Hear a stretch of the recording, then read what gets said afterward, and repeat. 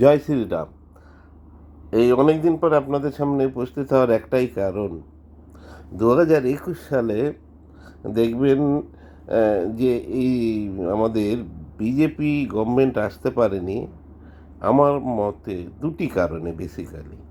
একটা কারণ ছিল তখন এই আমাদের বিজেপি সরকার তৃণমূল থেকে নির্বিচারে যাকে পেয়েছিল বিজেপিতে জয়েন করার কারণে সবাই ভেবেছিল যে এটা তৃণমূলের বি টিম হলো বিজেপি ফার্স্ট। এবং সেকেন্ড যে কারণটা ছিল সেটা হলো আমাদের সংগঠন ঠিক ছিল না। থার্ড যেটা হলো বিজেপি, যে নতুন যারা এসেছিল তারা পুরনোদের ঠিকমতো সম্মান করছিল না। যেমন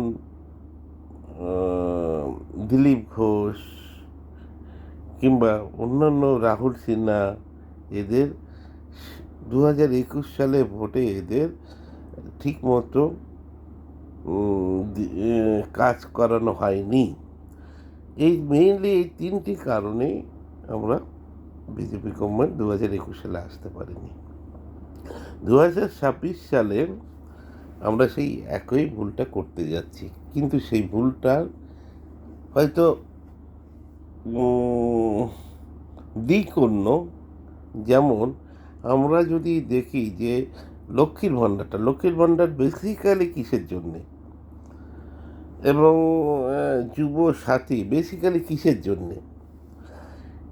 লক্ষ্মীর সাথে বেসিক্যালি আমরা একটা উইক সম্প্রদায় মানে আমরা মহিলা যারা, তাদের স্বামী হতে পারে কোটিপতি, তাদের স্বামী হতে পারে লাখপতি, তাদের 10টা গাড়ি আছে, কিন্তু তার সম্পূর্ণ নির্ভর তাদের স্বামীর প্রতি, বাবার প্রতি, কিংবা তাদের ফ্যামিলি মেম্বারের প্রতি।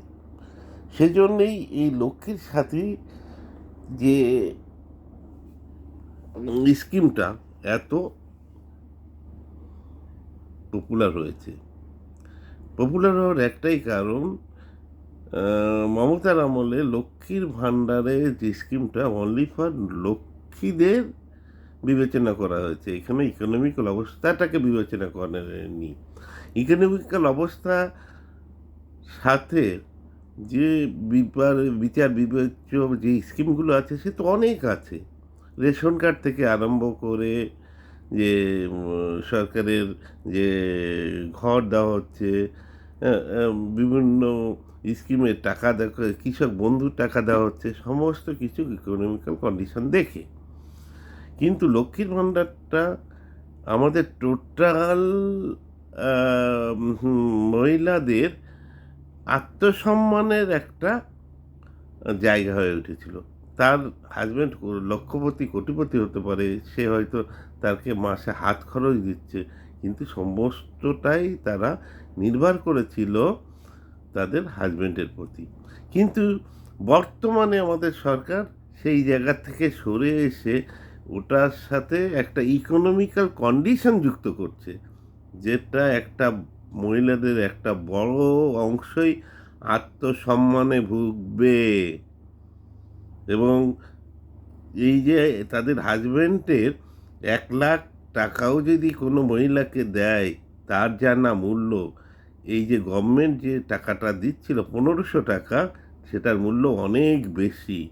হয়তো এটা আমি একজন বিজেপির সদস্য মেম্বার হয়ে বলছি, এই জিনিসটা পরবর্তীতে সমাজে এফেক্ট করবে এবং পরবর্তীতে ভোট ব্যাংকেও এটা এফেক্ট করবে যদি মহিলাকে একটা সম্প্রদায় না ধরা হয়, মহিলাটাকে একটি শ্রেণী না ধরা হয়, সেই শ্রেণীর সঙ্গে উপশ্রেণীকে যোগ করে করা হয়। যেমন সেটা ইকোনমিক্যালি গাড়ি আছে কিনা, বাড়ি আছে কিনা, এই ওর শ্বশুরের অ্যাকাউন্টে কত আছে, স্বামীর অ্যাকাউন্টে কত আছে, এসব দেখে যদি এই বিচারটা হয়, তবে এর এফেক্টটা পরবর্তী গভর্নমেন্টের ভোট বাক্সে পড়তে বাধ্য। এবং এটা মনে রাখতে হবে, আমরা কিন্তু অনলি 46% ভোট পেয়েছি। তার থেকে বাড়াতে হবে। এর থেকে যদি 2-3%ও ভোট এদিক ওদিক হয় তাহলে অন্যান্য গল্প হতে পারে।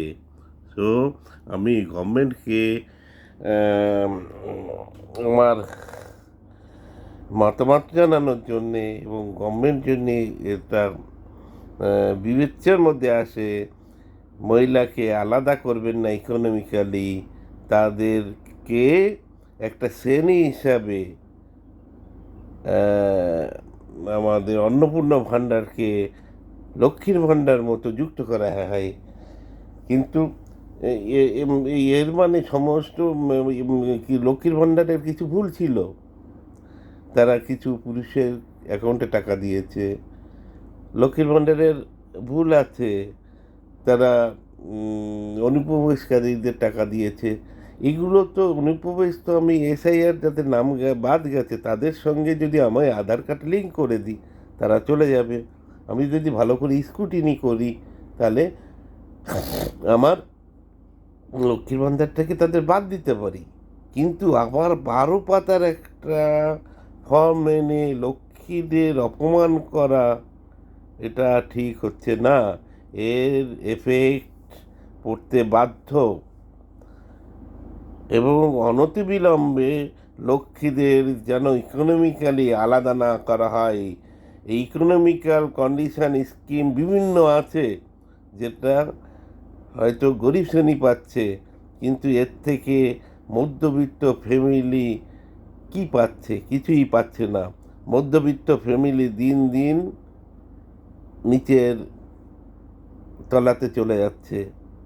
আর নিচের তলা যারা, তাদের 4 জনের মধ্যে 3 জনই হয়তো কোনো না কোনো ইকোনমিক্যাল কন্ডিশনের টাকাগুলো পাচ্ছে। কিন্তু মধ্যবিত্ত ফ্যামিলির কোনো মহিলা, মা, বাবা কিংবা বয়স্করা টাকা পাচ্ছে না, এই জাস্ট ইকোনমিক্যাল কন্ডিশনের ভয় দেখিয়ে। তবে কি মধ্যবিত্ত সমাজ আবার কি বিজেপির থেকে মুখ ফিরিয়ে নেওয়ার আগে আমরা শুধরে নেব না? নমস্কার। আমার এটা সম্পূর্ণ আমার নিজস্ব